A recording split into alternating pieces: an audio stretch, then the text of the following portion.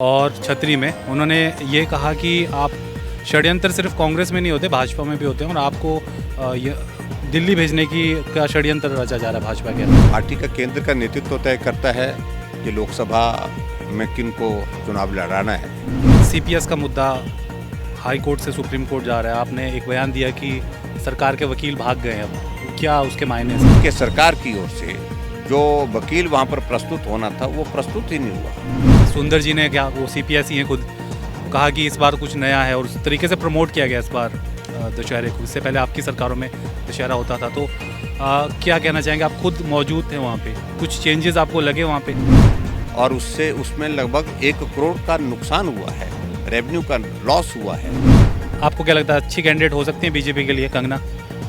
देखिए, party ticket देगी तो निश्चित रूप से मैं कह सकता हूँ कि भी वो राजस्थान में स्टार कैंपेनर बनाया आपको और आपका ससुराल भी है, तो कैसे दिल में कैसी इस वक्त उमंगे हैं? नमस्कार, स्वागत है इस एक छोटे से 1 to 1 में। मेरे साथ आप देख सकते हैं नेता प्रतिपक्ष और पूर्व मुख्यमंत्री जयराम ठाकुर जी इस वक्त मौजूद हैं और कुछ गुफ्तगू करते हैं इनसे। आज घूमने निकले थोड़ा मंडी की इंदिरा मार्केट में। मैं देख रहा था थोड़ी देर पहले, यहाँ युवाओं से इंटरेक्ट कर रहे थे और मंडी, क्योंकि ये कई इंटरव्यूज़ में मेरी कह चुके हैं कि जब कॉलेज में पढ़ते थे तो इसी प्रकार शाम के समय भ्रमण करने निकलते थे। क्यों सर? हाँ, बिल्कुल। और सर, पहला सवाल तो मेरा ये रहेगा, राजस्थान में स्टार कैंपेनर बनाया आपको और आपका ससुराल भी है, तो कैसे दिल में कैसी इस वक्त उमंगे हैं? नहीं, देखिए, पार्टी का काम है, उसमें एक कार्यकर्ता के नाते हम करते हैं उसको।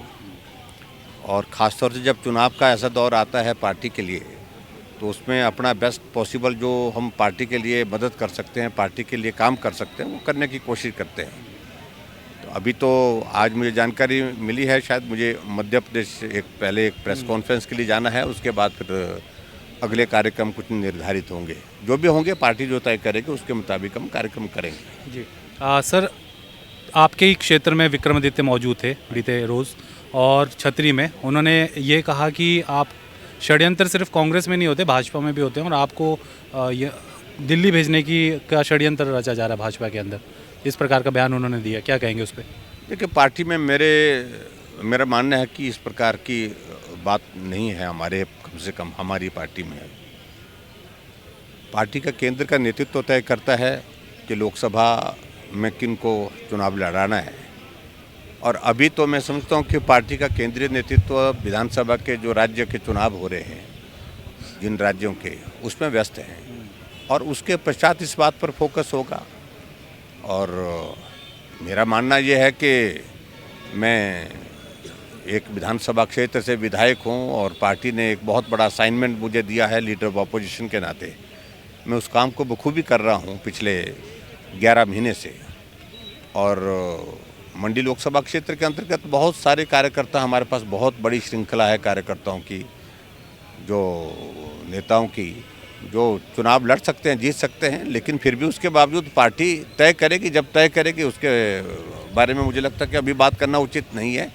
उन्होंने जो बात कही है वो शरारत करने की दृष्टि से कही है बात, और उनकी शरारत समझी जा सकती है क्योंकि राजनीति में हैं वो भी, तो स्वाभाविक रूप से उनको अपने हिसाब से जो चीज़ें ठीक लगती हैं उसके मुताबिक वो बात कहेंगे। उन्होंने अपनी बात कही है, लेकिन ऐसा कुछ नहीं है। जी सर, सीपीएस का मुद्दा हाई कोर्ट से सुप्रीम कोर्ट जा रहा है। आपने एक बयान दिया कि सरकार के वकील भाग गए हैं, अब क्या उसके मायने हैं सब? देखिए, पिछले कल सुप्रीम कोर्ट में मामला लगा हुआ था और उसमें कांग्रेस ने ही इस केस को ट्रांसफ़र करने के लिए सुप्रीम कोर्ट के समक्ष जो है वो निवेदन किया है। और पिछले कल जब केस वहाँ पर लगा तो कांग्रेस पार्टी की ओर से, यानी कि सरकार की ओर से, जो वकील वहाँ पर प्रस्तुत होना था वो प्रस्तुत ही नहीं हुआ और एडजॉर्नमेंट मांगी कि भाई आज वो वकील जो हमने किए थे वो नहीं आ पाए हैं, इसलिए उनको इसके अगली तारीख दी जाए। तो शायद अगली तारीख उन्हें 1 सप्ताह के अंदर देने की बात कही है। और इसका मतलब सीधा है कि वो सिर्फ इसको डिले करने के लिए टेक्निकल चीज़ों को लेकर के वो प्रयास कर रही है। और सत्यता ये है कि ये केस बिल्कुल ओपन एंड मतलब शट क्लेस मामला है। ये बड़ा क्लियर है, उसमें कोई कन्फ्यूज़न नहीं है क्योंकि सुप्रीम कोर्ट की ऑलरेडी जजमेंट है उसमें। हाई कोर्ट की जजमेंट्स ऑलरेडी हैं। कितना लंबा चलेगा ये सारा विषय थोड़ा इस पर हम उचित नहीं समझते बोलना, क्योंकि मामला कोर्ट में है। लेकिन फिर भी उसके बावजूद हम विश्वास करते हैं, निष्ठा हमारी कोर्ट के प्रति है, और हम ऐसा मानते हैं कि निश्चित रूप से उसमें जब निर्णय होगा वो निष्पक्ष होगा और सीपीएस हटाए जाएंगे। सर, अभी आप हाल ही में दशहरा गए देखने गए, हमने भी इस बार बड़ी एक्सटेंसिव कवरेज की है, हमारी टीम एक हफ़्ता वहीं रही।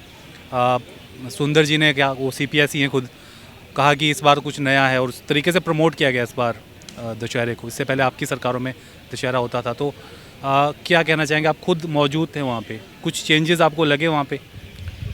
देखिए, चेंजेस के मामले में मुझे कुछ मालूम नहीं है, लेकिन कुछ चीज़ों को लेकर के हमें मालूम पड़ा कि बहुत सारा एरिया इस बार जो अलॉट किया जा सकता था वो अलॉट ही नहीं किया गया, और तंबोला एक बहुत बड़ा कंट्रोवर्शियल इशू बना वहाँ पर, जिसमें हर बार जो है वो 1.5 करोड़ से 2 करोड़ तक उसकी बोली जाती थी। अब की बार उसका जो है वो उसको पूल किया गया, जो जानकारी मुझे मिली है, और उसमें लगभग 1 करोड़ का नुकसान हुआ है, रेवेन्यू का लॉस हुआ है। आज तक कभी नहीं हुआ कि 50-55 लाख में ही सिमट गया। मुझे मालूम नहीं, एक्चुअली में फिगर बोला है मैं लेने के लिए, लेकिन मालूम पड़ा है कि पूल किया, लोगों को बुलाया गया, बैठो यहाँ पर, किस किस ने टेंडर करना है, वो सारी चीज़ को लेकर के बात कही, और उसके बाद जो है वो जो पूल करके, जो पूल की एक सिस्टम रहती है उसके मुताबिक उनने वहाँ पर किया है, और उसके उस सारे मामले की मेरा मानना है कि जांच होनी चाहिए। और दूसरी बात, वहाँ कितना गैर जिम्मेदारी से काम हुआ, सिलेंडर फट गया, आग लग गई, देवता के रथ को नुकसान हुआ, लोग हॉस्पिटलाइज हुए, किसी का, एक आदमी का फ्रैक्चर हुआ, एक आदमी का पूरा चेहरा, पूरा शरीर जला हुआ है। मैं हॉस्पिटल में उनको देखने के लिए क्या यही व्यवस्था परिवर्तन है? इसके अतिरिक्त तो हमें कोई और चीज़ कोई इस तरह की दिखी नहीं वहाँ पर। कुल मिलाकर के मैं उस पर ज़्यादा कहने नहीं चाह रहा हूँ, लेकिन व्यवस्था परिवर्तन के नाम पर बहुत हो चुका अब तमाशा। अब मुझे लगता है कि कांग्रेस वालों को छोड़ देना चाहिए इस शब्द का इस्तेमाल करना, और सारी व्यवस्थाएं तो सही मायने में तहस नहस हुई हैं। टूरिस्ट हिमाचल प्रदेश में आज के इस दौर में बहुत बड़ी संख्या में आता था, लेकिन नहीं आ पा रहा है। कारण ये है कि जो टैक्सीज लगा दिए गए गाड़ियों पर, और लोग चले गए जम्मू कश्मीर, उत्तराखंड चले गए, और जहां दूसरे हमारे एडजॉर्निंग स्टेट है वो टूरिस्ट को अट्रैक्ट करने के लिए उनको और ज़्यादा इंसेंटिव दे रहे हैं, उन मदद कर रहे हैं, और भी ज़्यादा रिलैक्सेशंस दे रहे हैं। और यहाँ हिमाचल प्रदेश जो है वो आने वाले जो टूरिस्ट हिमाचल प्रदेश में, एक तो बाढ़ के कारण बहुत बड़ा नुकसान हुआ, इंडस्ट्री ऐसे मरी पड़ी है, बहुत परेशानी में है वो लोग, और ऊपर से ये सारा करना ये कतई भी उचित नहीं है, जिससे नुकसान होगा, और बहुत बड़ा नुकसान हुआ है। सर, आखिरी क्वेश्चन मेरा, और बड़ा इंटरेस्टिंग क्वेश्चन है ये, क्योंकि इस वक्त इसकी बड़ी चर्चा चली आज पूरा दिन भी सोशल मीडिया पे। कंगना रनौत बीते दिन एक मंदिर में थी साउथ में, और वहाँ उन्होंने ये बयान दिया कि मैं प्रवेश कर सकती हूँ राजनीति में, और सबको एक ऐसी एक सुखबुगाहट अब चल पड़ी है। पिछले इलेक्शन में भी ऐसा था कि मंडी पार्लियामेंट्री से इलेक्शन लड़ सकती है। कुछ आपका इस पे टेक? देखिए, इस सारे मामले में पार्टी हाईकमान तय करती है, लेकिन अपना पक्ष रखने का, टिकट मांगने का अधिकार है। उन्होंने अगर बात कही होगी तो मुझे लगता है कि उनके मन की इच्छा होगी। अगर मन की इच्छा है तो निश्चित रूप से पार्टी का प्लेटफॉर्म है, वहाँ पर उनका विषय रखना चाहिए बस। उसके बाद पार्टी तय करेगी कि टिकट होना है नहीं होना है, और सारी चीज़ों को लेकर के मुझे लगता है कि इससे ज़्यादा उसमें अभी तक कहने की आवश्यकता नहीं है। लेकिन उन्होंने इच्छा जाहिर की है। कहाँ से चुनाव लड़ेंगे, किस पार्टी का जिक्र अभी तो पार्टी के ज़्यादा भी जिक्र नहीं किया उनने। पर उनका जो स्टैंड है सबको पता है कि वो प्रो बीजेपी स्टैंड रहा है कंगना का। इसी बात है, कंगना जी जो है वो हमारी हिमाचल प्रदेश की बेटी है, यहाँ मंडी जिला से संबंधित है। उनने बहुत लंबे समय से वो फिल्म इंडस्ट्री में काम कर रही हैं। फिल्म इंडस्ट्री में उनका एक बहुत बड़ा कंट्रीब्यूशन भी है, और वैचारिक दृष्टि से जिस प्रकार से उनका है, तो निश्चित रूप से वो बात सबको दिखती है कि वो जो है वो सनातन को समर्थन करती हैं, हिंदू विचार को समर्थन करती हैं, उसमें तो दो राय नहीं है। आपको क्या लगता है अच्छी कैंडिडेट हो सकती है बीजेपी के लिए कंगना? देखिए, पार्टी टिकट देगी तो निश्चित रूप से मैं कह सकता हूँ कि वो कैंडिडेट अच्छी साबित हो सकती हैं, लेकिन बात तो ये है कि पहले पार्टी तय करेगी ना। पार्टी के ऊपर सारा विषय है कि भी पार्टी क्या तय करती है, और अभी तो मुझे लगता है कि बहुत उचित नहीं है इस सारे विषय पर ज़्यादा कहना।